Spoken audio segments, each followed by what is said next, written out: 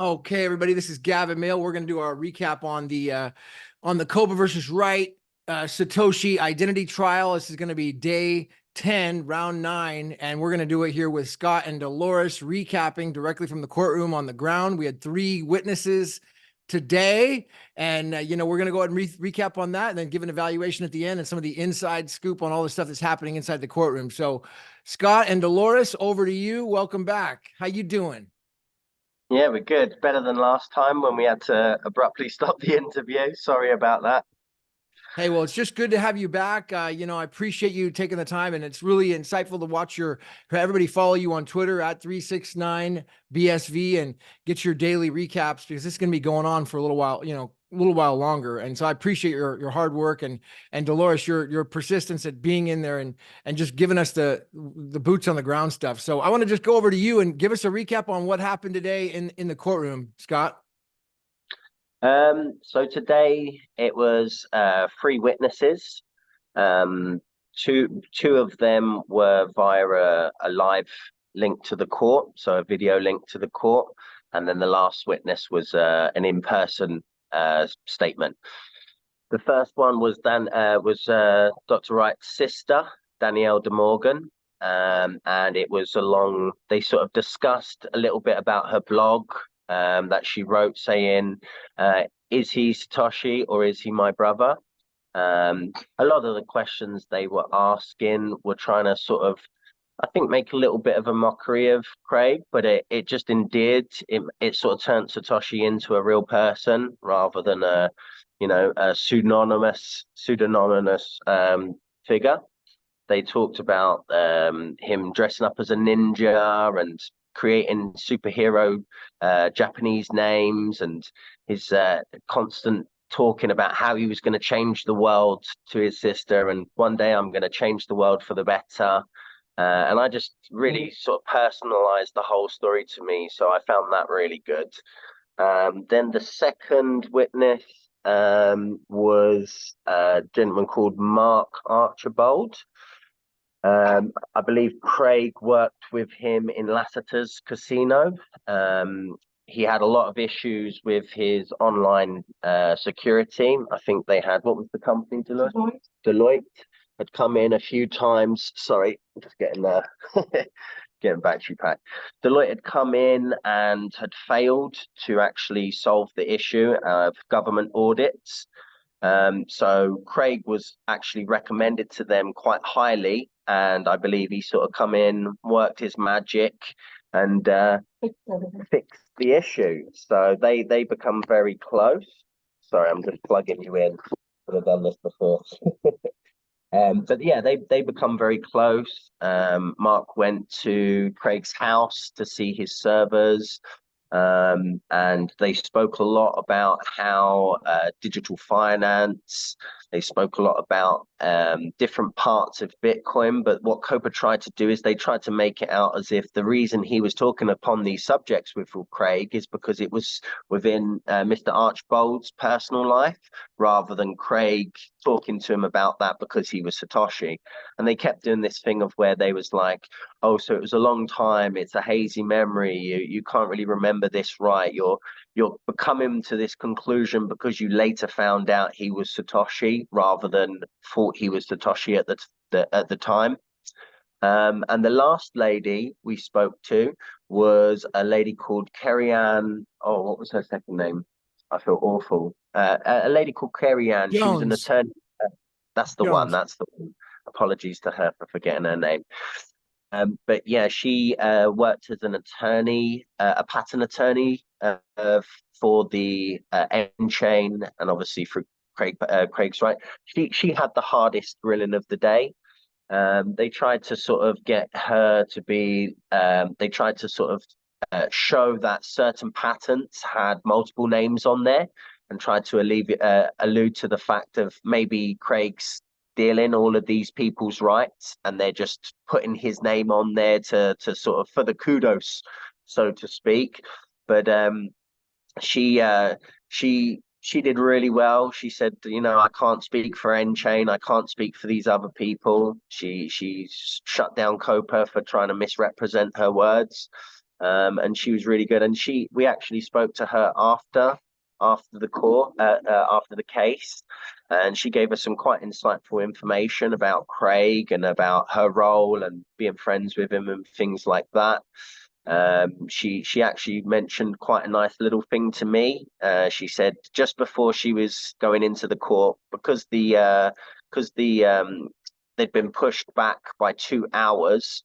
Yeah, they were sorry, not pushed back, come forward 2 hours early. She was very nervous about going into the court because she hadn't really prepared. And a lady called Becky from CoinGeek was also going to be there to show support, and she hadn't turned up.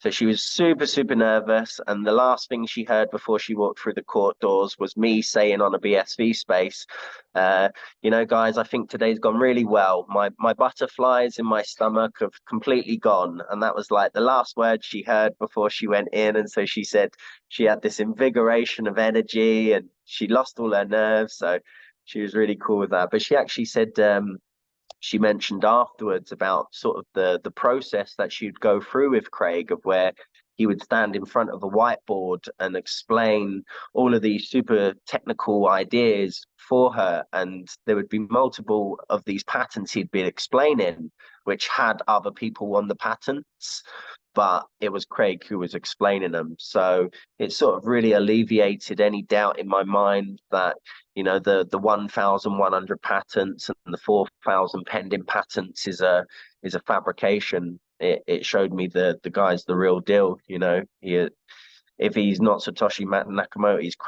he's Craig Wright with 4,000 patents. So, you know, both are genius. But yeah, it was a really good day.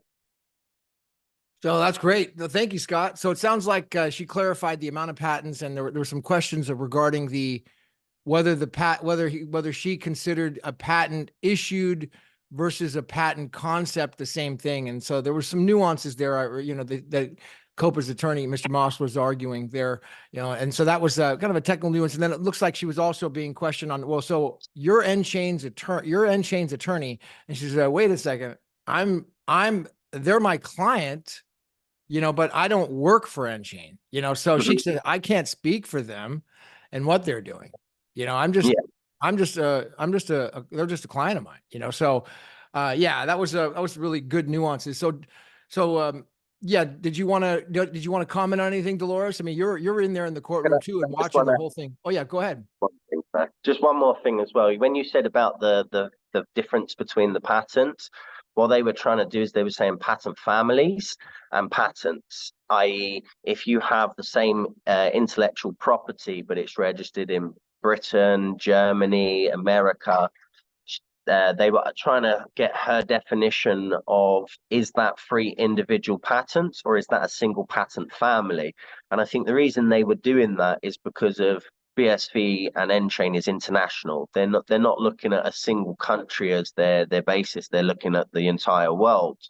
And so I think she just plainly stated a patent is a patent. A patent family is a patent family. If you ask that question directly to Craig, you'll get a direct answer, i.e. how many patents do you have? We have 4,000 patents. How many patent families do you have?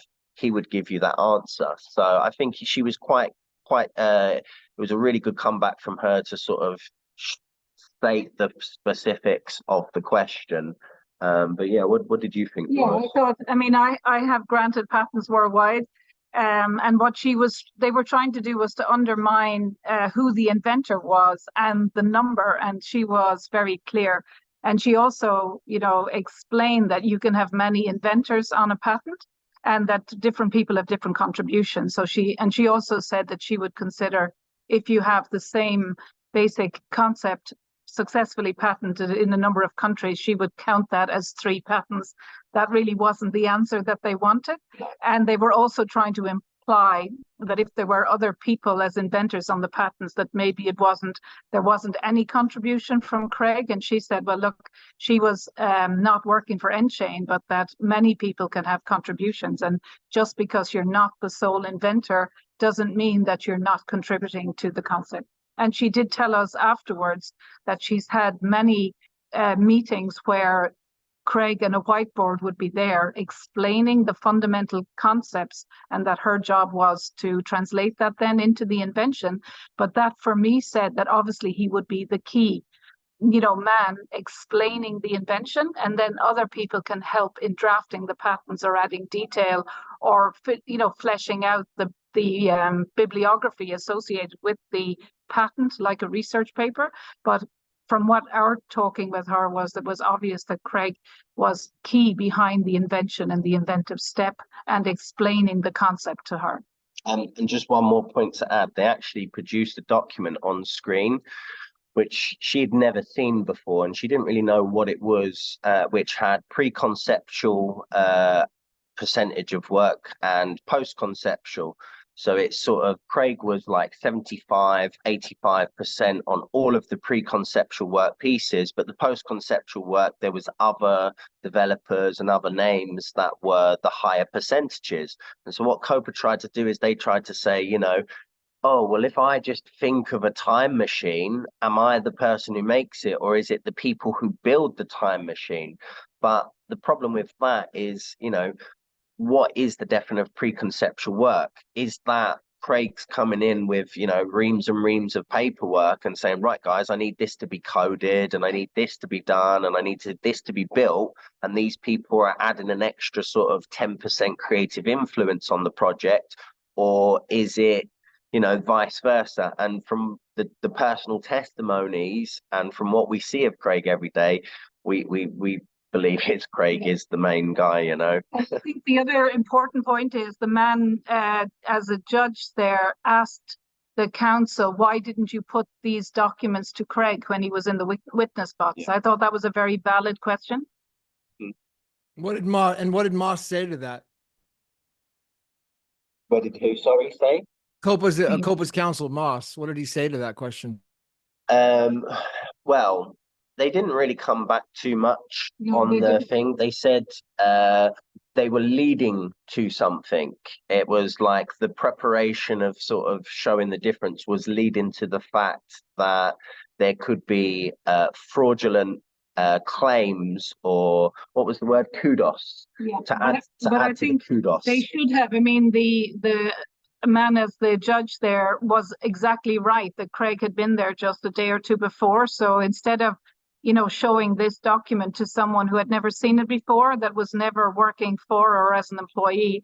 And of course, the other thing they could do is take in the other inventors as well, which they weren't doing as witnesses. So I think I think their strategy was to try to impugn or imply that Craig may not be the inventor, and that he may not be involved, and that the numbers of patents that he was claiming were counted in an exaggerated way. But actually, the patent attorney who is working as a consultant for nChain and has worked with Craig, I think, since 2015, she gave very direct evidence that he was indeed, the man that was really describing the inventions to her and really involved in the entire process of the patents, but with other people, and I think he never claims that he does it all himself. He always has said, even from his BBC interview, that he has worked with many people in the process. And when you do patenting, it's usually shared collaboration of different expertise. So, if you were to evaluate each one of those witnesses from a neutral perspective, can you see any wins? Let's say we start with the patent attorney. Can you see any win there for COPA? Did COPA gain any ground on that witness at all? I mean, they definitely gave it to her the most. So the issue is, Gavin, is it's hard. There's a lot of people that cannot envision a life where Craig wins. There's a lot of cognitive dissonance and non-impartiality. So Craig could sign the keys and they would say he stole them. So I think, on an unbiased viewpoint, there's lots of things that could cast doubt into people's minds because of, you know, they're showing a list of patent names and Craig's names on there once, but we don't know what that list is. Is it a small subsection of 4,000? Why have they particularly picked this individual patent? Why, if it was such a big issue, why isn't there hundreds of patents being highlighted as evidence? It was a very quick day. We finished by 2 o'clock. And for something that is an integral part of who Satoshi Nakamoto is, i.e. the man and the company that has the most blockchain technology and patents out of anybody in the world, you know, you would expect them to sort of discredit that, but they can't because of, you know, he is a genius. And so, yeah, I mean, the first witness, it was a very personal account. There was no, I think it only adds positive as an emotional, but no real evidence to Craig Satoshi. You know, he had a like of Japanese culture, so do millions of others, you know, but he said he wanted to change the world, so do millions of others. Where the only point that really stuck in my mind was he mentioned at a barbecue that he had at his house, where she came with a newborn baby. She remembered the time roughly because of the age of the child. It was born, wasn't walking. And he said, showed her a room full of computers and servers. And he said, I'm working on something big. I'm working on something that's going to change the world. And that's right at the time frame of when Bitcoin was being released.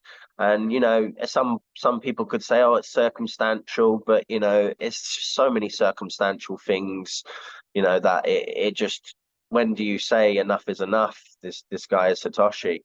The second marker, Archibald, it was good to show the technical ability of Craig and how, you know, he came into a company and changed it, how he was working on compressed files before zip file was a thing, showing all these sort of technical prowess. But then where the weakness for me came was when they tried to sort of link into memory problems, and he agreed quite a few times, well, maybe I was making that opinion based on the information I had later in life, but, you know, we all have hindsight. That's why we call it a beautiful thing. So to put people into, like, you have to know he was Satoshi Nakamoto immediately in 2010, otherwise he can't be that guy. It's just stretching it for me. Dolores, did you want to have anything to add to that? No, I just thought Mark, his friend or his work colleague, they've been working together for almost 30 years.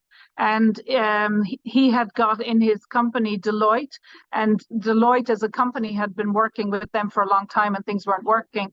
And then Craig, so this is 25, 30 years ago, was recommended, and he basically sorted out the problem so that everything was corrected. And what was interesting is the COPA lawyer showed a report that had only a short number of sentences, and they were trying to imply, that was one of the deliverables of the contract that they had, that this was, you know, unprofessional because it was so short.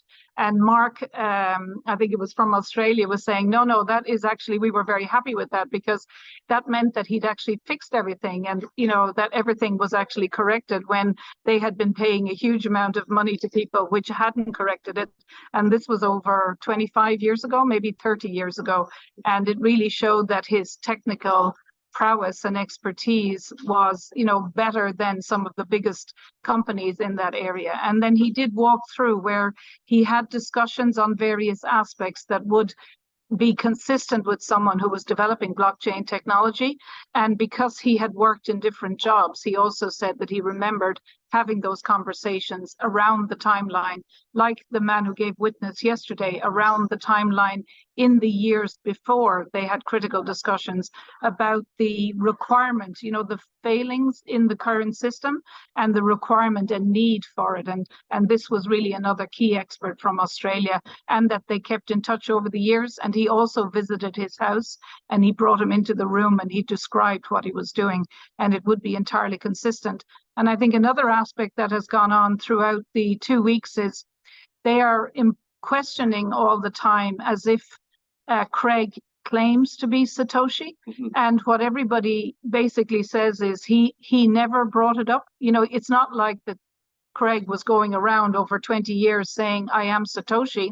And in the instances where it is brought up, it's where they ask him, but he never claims to be in any of the conversations over 20, 25 years. And that's very consistent when you watch the public interviews. So the COPA people are trying to imply that he's going around making these claims for the last 15 years, when actually, if you listen to what all the witnesses say, is they say that he never brings it up. So I think that's a very strong point as well.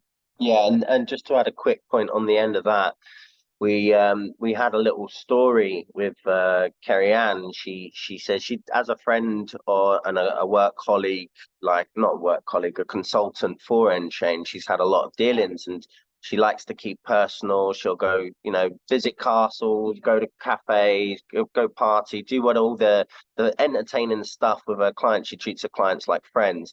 And she said she asked him the one time, you know, why Satoshi Nakamoto had an in-depth understanding of humans, and you know how can you incentivize honesty and stop the double spending issue by decentralizing financially. And she said that's a very human element, and how can somebody with Asperger's create such an in-depth detail of human dynamics like that?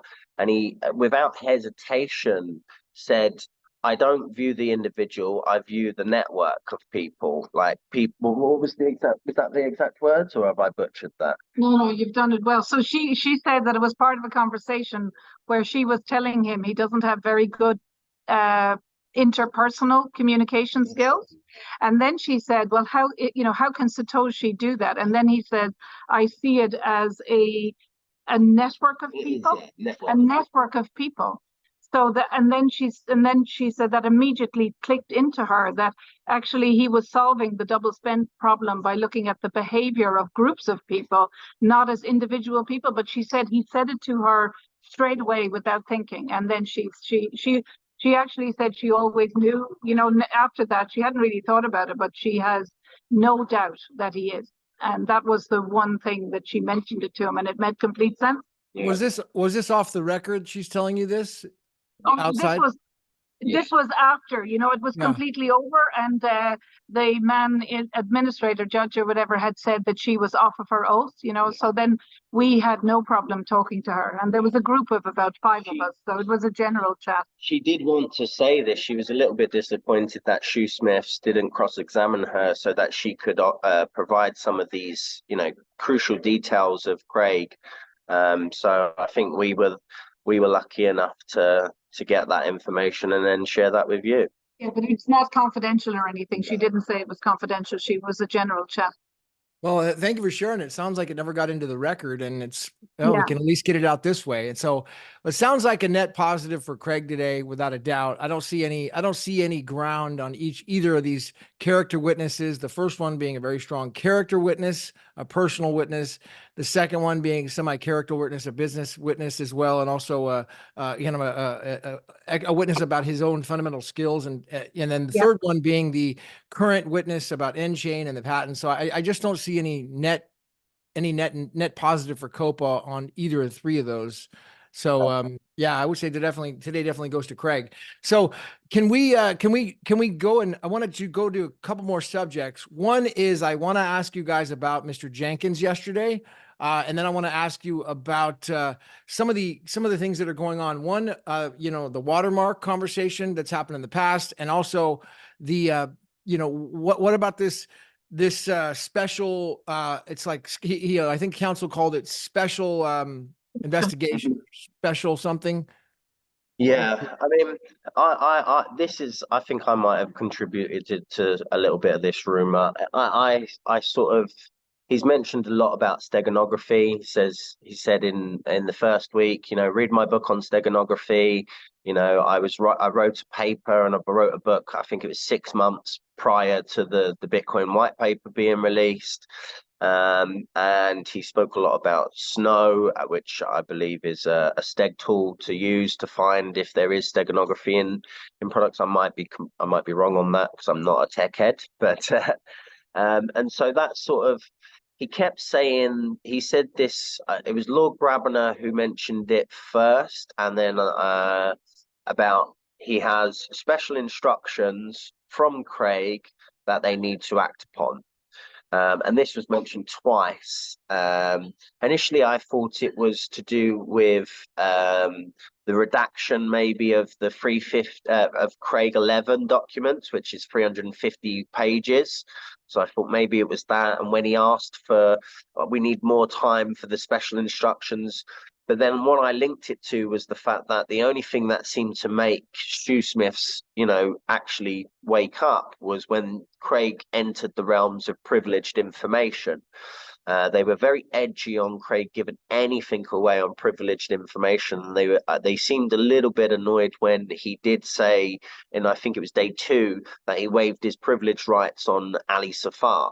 So they were very cautious about that. And if I was to surmise, Craig has said multiple times during the BBC sign-in, and he got very passionate about this in the court, that as long as he could prove and get the journalists to do what journalists do, which is discover who the person is, he was happy to sign, because then the journalists know about the patents, they know about his history, like a press pack.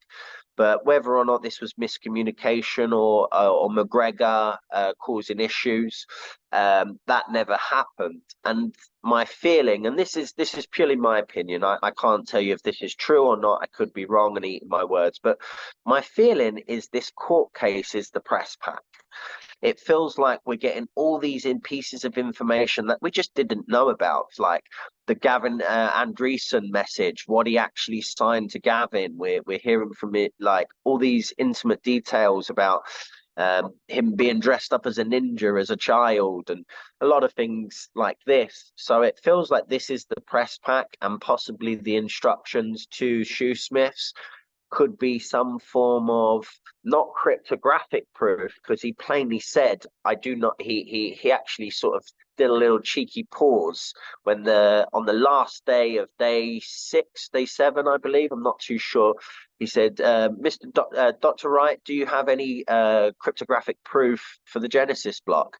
And he went, cryptographic proof? No. But he sort of was like, quite, the way he said it was like, you know, you want to get into the semantics of words and you want to get into the specifics of words, then I don't have cryptographic proof. But then on that same day, the Lord Grabner said about the instructions, the specialist instructions. And so who knows? What day did he bring up, or did the watermark get discussed by Craig in the actual trial?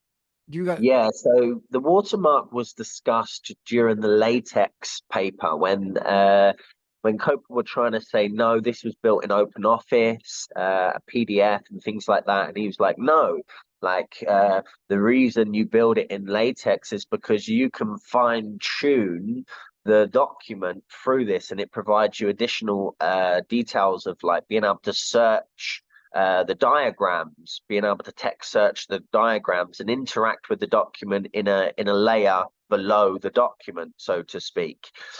He then went on to say, you know, this is a great way of adding steganography and watermarks to your paperwork to sort of secretly sign it without signing it. And he said, you should read my book sometime. And it just was like, it was either supremely confident or it was just, I don't know. I'm biased, but it was like, I got tingles from it because of it it led me to believe that, and I hope it is the case. If I'm wrong, I will apologize, but it made me lead to possibly we're going to see some sort of secret steganography or watermark within the Timecoin paper or the white paper or the Bitcoin white paper or something of an early document. So yeah, that's my hopium, as they Dolores, call it. what do you remember about the watermark and what he said about that? Yeah, I just thought that they were very shocked, you know, that usually there's about maybe 25, 30 people just watching as part of the legal teams. And when the watermark came up, they were very shocked. They were all looking at each other kind of in disarray. So they didn't like that at all. So it sounds like that's something that did he actually testify that there is a watermark, or did he hint that there could be? Well, he hinted at it, and then COPA, I think, asked the wrong question. He hinted about it, and COPA said, "Is there a cryptographic? Is there a cryptography proof within the cryptographic proof?" That was one of And their he last said, questions. He just flat out said no, and then they rested. But he says BSB, he paused and he said, he highlighted a word, and he has always claimed Bitcoin is not a cryptocurrency. That's the thing. So I feel like it's maybe a sort of autistic semantic wordplay in a way. Like, he's answered the truth. There is no cryptographic proof, because if you can't have a cryptographic proof in a non-cryptographic product. Yeah, so probably the technical and expert definition of a watermark is something else, like a different, like a trademark is or whatever. So probably he's been subtly, but they were very perturbed by it, So it sounds like it could be revealed, in some sort of a special instructions, perhaps. Is that way where he would be on the computer and he would somehow open the document in a certain way, and there it is. Is that how you envision that? Or what? I've been thinking how it could be presented, and the only way I can think it could be presented in almost like a double slam dunk would be possibly in the expert witness cross-examination. Because if these expert witnesses are saying it's not built in latex, and there's Grammarly watermarks in there, and there's metadata from shared servers and all these things, if there was a request made or some sort of show of any evidence that has already been submitted can be used. If you look at that evidence one way without the vision of a watermark, it's just a blank white paper. If you look at it with the knowledge of a watermark, then that is they literally have the smoking gun under their nose, So I think if it was for me, I'm not a lawyer at all, but if it was a movie, I would pull it out during the expert testimony, because it just you kill two birds with one stone. You destroy a huge amount of evidence which is fraud because of metadata issues, and you also show that this white paper was originally created, hopefully it says, "I made this by Craig Wright." Who knows what it is, but yeah, that would be my guess, and I use the term guess. Then maybe, Gavin, we want to move on to the highlight for me was Rob's, the Australian, witness, Rob Jenkins, yesterday. Mr. Jenkins. Well. Yeah, let's Mr. talk about him, Dolores. What exactly can Mr. Jenkins' testimony, and I recapped on it yesterday, but go ahead and take the floor and take us. I just think it's important to highlight it, and particularly, your show is, many people are watching it, is that Craig in the days before had said that the name of this paper had been called Time Coin. And Rob Jenkins was a very credible witness, and obviously had moved between the telecom industry and the banking industry, and was involved at a very high level in security and all aspects, and really knew Craig again over 25 years or so, and had worked with him, and that they met on every 12 months, but were in touch with each other regularly over like 25 years. And then it came to an important piece of information, that because of the great financial crash in Australia, he could actually, so the COPA lawyers were trying to say, well, you don't know exactly when you had some of these conversations, and that you only met each other maybe once a year. And he said, yes, that's true, but they actually spoke about electronic cash and e-gold, and that he had paid a bill in a restaurant around 2008, 2009, where it came up, and they had a very detailed discussion. But then he remembered that they went for dinner on the 2nd of December 2008. And then the COPA lawyer said, you can't possibly remember when this was. And he said that because of the financial crash in Australia, both of them had been made redundant, and they actually met each other, more often in this period of the autumn and winter of 2008, which is a crucial period. And then the COPA lawyer said, were you ever sent a copy of the white paper? And then Rob Jenkins said, no, but it was obvious from the way he said it. And then they didn't really follow up. But he also said that Craig had drawn the invention on a napkin in detail, and that Craig, because of intellectual property, had taken the napkin with him. And for one of the few times in the trial, then Craig's lawyer stood up after that to question him and said, well, you said that you were not sent a copy of the white paper. Is there anything more you want to tell us about that? And he said, I was shown a copy of the time coin paper. And then it was put up, which was a version of the white paper, but with Craig Stephen Wright on it. And he said, is it this document? And he said, yes, it is this document that I was shown. And it was around the 2nd of December, 2008. And he remembered it specifically. So I think that was very powerful and evidence. And Rob Jenkins is an extremely expert witness, and extremely honorable and extremely credible, indeed a world expert in his field. So I thought that was, for me, the highlight of the week. Yeah, what is his expertise in, Dolores?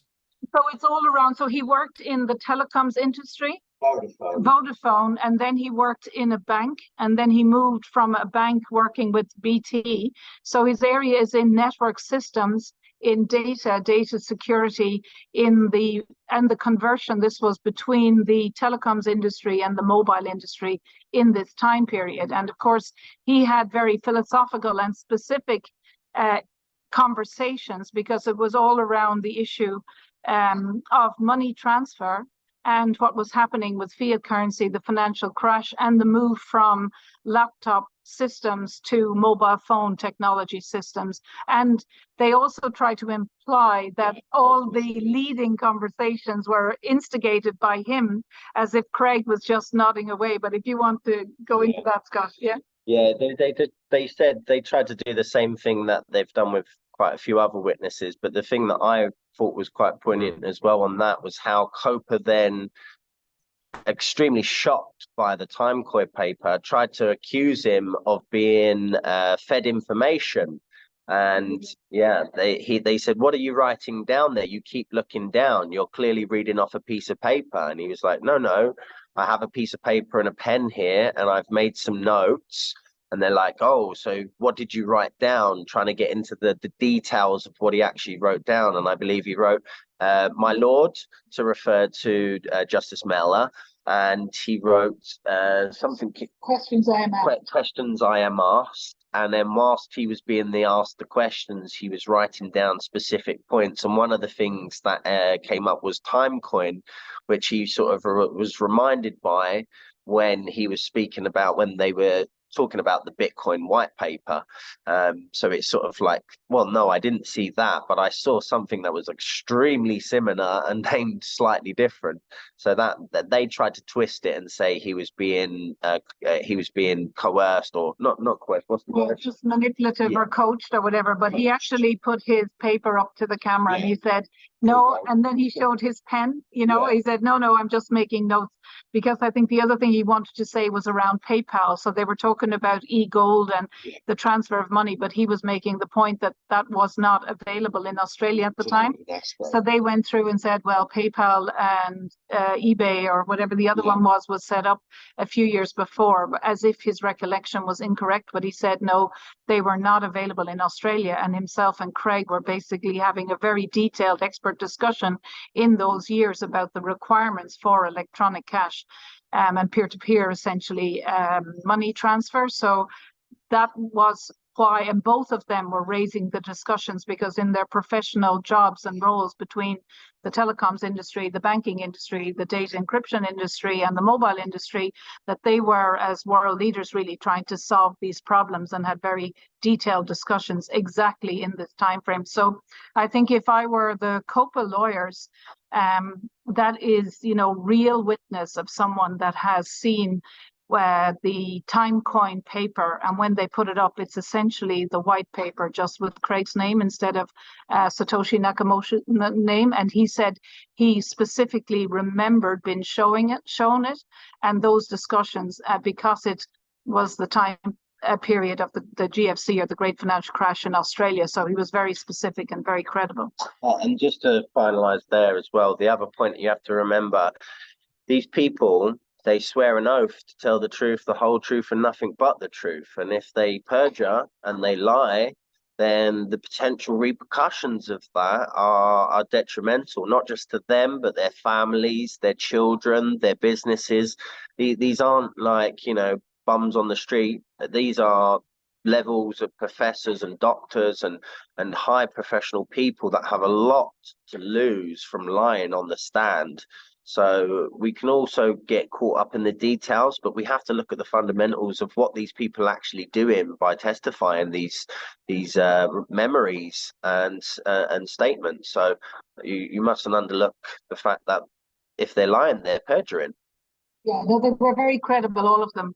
Yeah. And, a lot of people, I think the patent lawyer actually said it today, they were trying to imply that it was in her professional interest to be here. And she said, that Craig can be a divisive character or whatever. So that, it wasn't always good if you come into this debate or into the court, which is true. They're very brave people, putting their professional reputations really on the line and putting themselves in the global media spotlight to be essentially torn apart, later on, really putting their professional reputations behind what they're saying. So, but all of the witnesses came across as people of very high integrity and very honest. Yeah. Very good. Yeah, it sounds like Jenkins is going to be, he could be basically a turning point in the whole case. I mean, that's how I see it. If that's, and it'll be an interesting strategy by COPA because they're going to try to attack his credibility. They're going to do everything in their power to try to not let the court consider what he has to say credible. And it'll be interesting to see how they do that, because if, there's kind of a nuance there is if they attack Jenkins and the court, let's say, says he's not credible, well, then it will open the door for the attack of these other potential witnesses that COPA has, like Madden and Rosenthal. Like, well, maybe these guys aren't so credible either, to the court. So I think it's a fine line the court's going to have to be, stepping on here on, okay, well, they're going to attack, he's not credible. So it'd be interesting to see, watch it unfold. And I also think, that the COPA lawyers, because the way I look at it is that we all have an interest in this court case as well, because in a way it's about property, which is whether it's BTC or BSV. We're all essentially shareholders in the outcome of the case. And also, if you are a professional and you're telling the truth, and then some other man or woman implies that you are saying something that is, fraud is a criminal offense, and implying that they perjure themselves, anyone implying that in any kind of public forum has to be very careful that they won't come back on them and defend their reputation. You can't just go around calling people, because all people have is their name, their reputation, and their time. And these people, their source of income and supporting themselves and their families is based on their reputation. So I would say all sides have to be very careful about impugning, world-class experts, because that has consequences for everybody. Mm-hmm. Yeah, absolutely. So what do we have on the schedule for Monday? For Monday, I believe it's going to be more witnesses. I believe there's 15 total live stream witnesses. I spoke to some of the court technicians there and just asked, is this a lot of witnesses? How many people? Because I was hearing figures of 200, 400, and I was like, wow, we're going to be here forever. But they said, no, there's 15 stream witnesses that they have to do. And I'm not too sure on the actual personal witnesses. I know Stephen Matthews, he's going to be making an appearance. You remember any other people? No, I'm just going to look it up while you're talking. Yeah. Looking at the court documents now. Yeah. But Sounds yeah, like I know. Matthews is definitely going to be there Monday and Tuesday. I remember hearing that. And then it sounds like the trial will go through the end of the month. It seems like COPA was actually pushing the calendar up a little bit because it was going to go to March, but it may end at the end of February. So I have a list that I got from BSV Education, so I don't know, but it says these are the list. They say Stephen Matthews, Max Linham, Danielle D'Morgan, Robert Jenkins, Mark Archibald, David Bridges, Ignatius Pang, Shoaib Yosef, Saren Jones, Don Lynham, Gavin Anderson, Neville Sinclair. Now, I'm not sure, but that's just the list from the BSV. Gavin Andreessen? That's what it says here, but I'm not sure. It says Lynham hearsay, Gavin Andreessen hearsay, Neville Sinclair hearsay. But the ones that are without hearsay are Shoaib Yusuf, who we've had, Kerry-Ann Jones, who we've had, Ignatius Pang, which we've had, David Bridges, which we haven't, Mark Archibald, which we've had, Robert Jenkins, we've had, Danielle D'Morgan, we've had, and Max Linham and Stephen Matthews. So maybe so maybe Monday will be Stephen Matthews, Max Linham, and David Bridges, possibly. Sounds like the others are hearsay right now. So like an all-star witness like Gavin Andreessen doesn't seem likely at this point, right? No. I mean, that would be a huge witness if he came forward. Yeah, I agree. There's also a list for COPA as well. We have Steve Lee, Marty Melby, Adam Back, Nicholas Bourne, Dustin Trammell, Bryce, known as Zuko, Wilcox O'Hearn, Rory Kellen Jones, BBC guy, Hilary Pearson, Michael Hearn, Juiced Andre, Ben Ford, John Hudson, Howard Hinnett, Professor John McFarlane, Dr. Miko Laurentan, and the rest of these are hearsay. Lucas de Groot, Michael Staphakis, and Miss Lee, Professor Graham Wrightson, Wade, and Professor Andreas Furch. So that's just from the BSV Education, but they tend to be very well informed. It's one channel that we're in touch with. So yeah.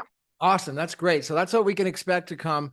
Let's see, we've got some really good witnesses coming up. Sounds like some exciting ones, some all-star witnesses. Mike Hearn, we haven't heard that name in a long time, so that'll be interesting to watch for. And Adam Back, I mean, he's one of the original guys from the white paper that Craig had been written in there. So yeah. So let's see what other, can we recap on anything? Is there anything else? I mean, what about the keyless signing? Is there the keyless signing thing? Xiaowei Liu was talking about that. Is that something that is, that Craig hinted at on the stand, that it's a possibility or is it relevant? I mean, yeah, I was struggling on that one because of COPA was saying that, there was a private and a public key inside the PGP.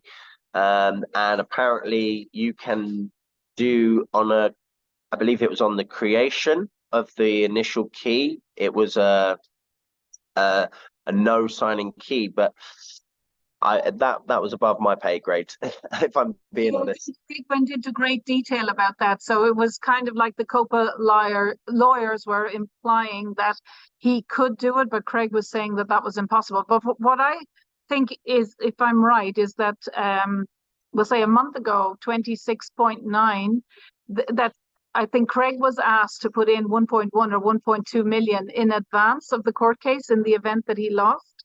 And then my understanding is that the COPA or the BTC developers were asked, would you be happy to take it in BTC? So then 26.9 BTC were transferred into the Genesis block. So I think this is like a master chess move, because if he loses and he has to pay, he will then move the 26.9 BTC from the Genesis block to pay. That seems to be, that seems sure like it wasn't an accident. I mean, that's $1.2 million an accident or a tip to the Genesis wallet. I don't care how rich you are. That's not an accident. Somebody intentionally put that money in there. Yes, and then it would have to be moved out. So that would be for them to move it out, then you would have to have the keys. So that would be very interesting because, you know, one of the things is that obviously it has huge implications if he loses. But of course, if he loses and it was not the correct decision, it will have impact on the legal system and the jurisdiction and what went on. This is interesting. Well, you know, I've got just a plug here for tomorrow. I'm going to be putting out, or is it Sunday? I'm going to put on an interview with a gentleman who's on the other side, and he's been in the courtroom with Hodlnot. And I mean, you guys might have seen the Hodlnot and another gentleman by the name of, he's actually an attorney David Pierce. And so I interviewed him. He's goes by Dr. Tufty Sylvester the Cat on Twitter. And so that's coming out on Sunday, but I'm wondering if you guys had a chance to communicate with those guys at all while you were there and what your impression was, you know. I've seen a few people. To be honest with you, Gavin, I'm just smiley and happy and polite to everyone. I'm cheeky. Like I like to have a little joke. You know, sometimes it gets a little bit serious when you sort of, you know, when you're trying to mock 1.5 million transactions a second, when you have 7 transactions a second, it can get a little bit heated. But it's all been in good faith. I've spoke to Norbert. You know, he's the main guy who's there every day, nice and early.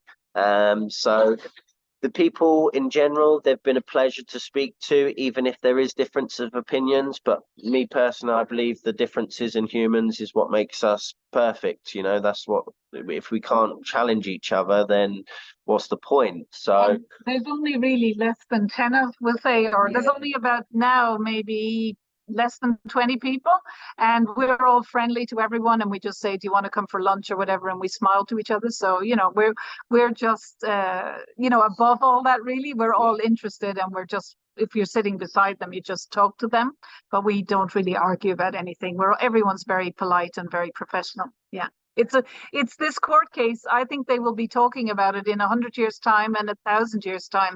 It is so fundamental around property and law and intellectual property, and accusations of fraud and defending your reputation and evidence, and people's lawful and inalienable rights of property, as well as the legal and perhaps the City of London jurisdiction that we're in. So I think it's amazing. It's going to be a very fundamental case, and I'm very honored to listen to it, you know. And also I think the good thing why we're here is that if there is any issue, that there is about 20 people that have heard evidence directly, and we were in the courtroom. So it's kind of part of being a witness to history, really. And to dovetail on what you're saying there, Dolores, regarding the impact of this case. And so there's a gentleman I'm going to put out an interview for tomorrow, and he is really, he goes by Rick, Crypto Rick. He interviewed Craig Wright a year ago. So, you know, he was part of the XRP, he was an XRP army enthusiast, all in on the XRP. And so he didn't even know he'd never even heard of Bitcoin SV. He heard about it, but he thought it was fake Toshi scam. So he just never entertained it until that interview. He personally interviewed him. It's going to be a great show. It's me tomorrow. But one of the things that he talked about, which I'll preview, is that he says that, you know, all his research, he's really done some serious deep dives on research that I'm so deep. I was impressed. He says that the case is so important that it will set what's called it will be the regulatory framework for the elites and the banks to give them the green light to be, you know, to be able to be part of the ecosystem and build on chain in the future, because it kind of like puts the rubber stamp. If it's successful for Wright, yeah, it will put the rubber stamp on, this is legitimate now. The court has endorsed it. There's no turning back. You know, the banks can be involved, you know, not risk some sort of litigation. So, yeah. You know, the financial case of the century, Gavin, is the way to describe it. It's the biggest financial case of the century. It really is. And, you know, think about that. We're all part of history, you know, as our own little spectators and being able to get the information out there, you know. So you was mentioned in the court. Did you catch that, Gavin, when you was mentioned in the court? Well, please, I did, but please feel free to share the story. I can't remember which witness. It was I believe Dr. Peng. Dr. Pang, that was it. They ask, hey, see, no, it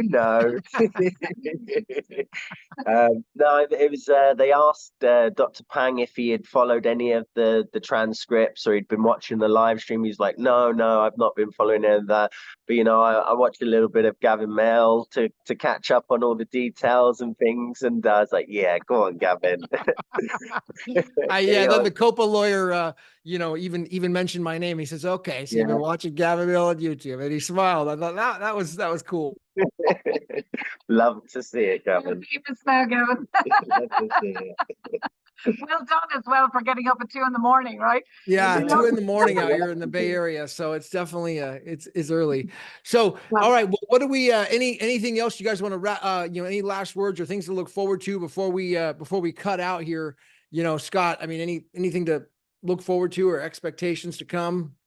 I'm just going to try and get healthy over the weekend because I've been sick for the last 2 days. I've been sneezing nonstop. I'm surprised I haven't got contempt for the amount of times I've sneezed. So I'm just going to rest up, get lots of good vitamins and minerals inside me. And just come back fresh for Monday and see what brings us.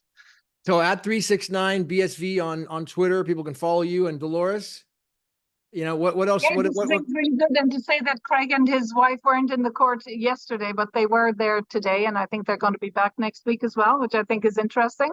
Yeah, and for me, it's just Dolores Cahill on Telegram, and I'm going to send you my information as well with my pay handle on Handcash. So J-O at Handcash. Yeah. Thank you. Yeah, feel free to go ahead. You were saying? Yeah, it's just JODO at handcash.io.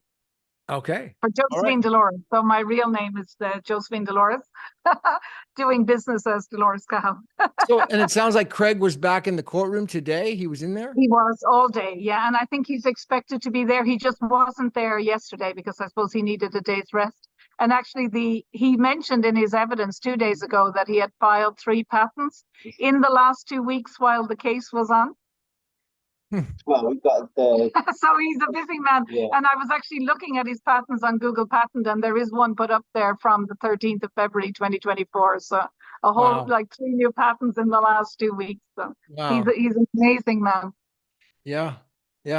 All right. Well, this is great. So I definitely am going to go ahead and call this one for Craig. This is going to be basically, I think, I'm considering it round 9. So like 5, I would say 4 for COPA, 5 for Wright now, with momentum on Wright, with Wright's witnesses coming in for Monday.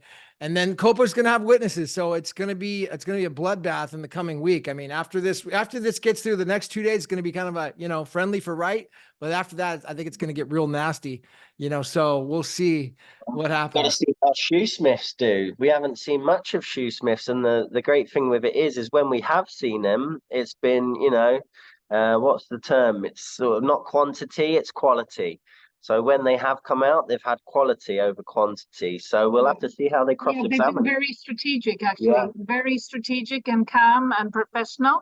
And then just ask, I think the lawyer for COPA today was going on and on about documents, and the lawyer for Craig just stood up and said, this is getting tedious, what's the point? And the judge agreed with them today, and said okay, come on, finish it off. So they're generally are very laid back, but when they do, it's generally very poignant and strategic and prescient. So it's impressive to watch them. Very, very good. Yeah, it seems like Moss. It's Moss each time for COPA that the judge is admonished. I remember, one time he said, "Mr. Moss, haven't you beat this point to death on this witness?" I mean, that was brutal right there, from the court. So, yeah, that was a big one. So we'll see. It's gonna be close. I don't see any runaway. There's no runaway victory here. It's not so it's definitely gonna be a close fight the whole way through to the end. It looks like. So, all right. Well, let's wrap there. We'll see you guys next time. Thank you for all you're doing in the courtroom. Okay. Thank you, Scott. Thank you, Dolores. All right, 1, and it goes by 1 on Twitter. So that's everybody knows you guys. So, all right. We'll see you guys at the top.